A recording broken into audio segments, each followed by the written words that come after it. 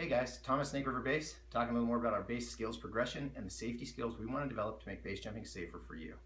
Last time we talked about avoiding object strike. Object avoidance skills focus first on separation and the running exit. The next set of object avoidance separation skills we want to gain are tracking skills. In general, being able to perform an effective subterminal track is both the most important and the least important safety skill you can develop for base jumping.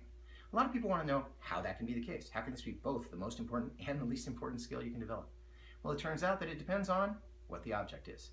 Anytime your slider is up, subterminal tracking becomes the critical safety skill in your universe.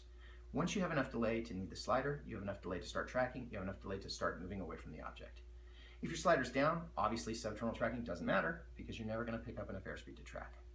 It is my recommendation that if you are going to make subterminal or terminal slider up jumps, you should go buy yourself a good tracking suit that's easy to learn, usually a two-piece suit, and take it to the drop zone.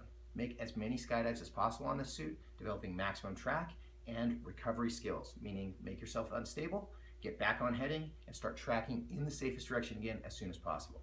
You can practice this at the drop zone by getting into max track and then doing an intentional front flip or barrel roll and trying to return to max track and on heading as soon as possible.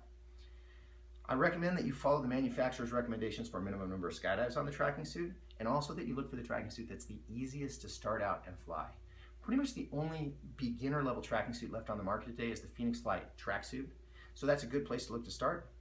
Phoenix Fly Power tracksuit, also very easy to fly, and then as you work up in tracksuits, you see a higher performance level, but also in many cases a harder suit to master.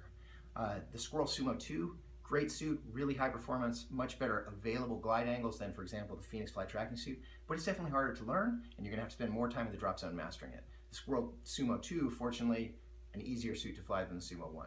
You'll see other manufacturers introducing two-piece tracking suits. The two major ones on the market today are Phoenix Fly and Squirrel. I recommend you master one of those before trying to move on to one of the one-piece tracking suits on the market, just because they're easier to fly and simpler to gear up in.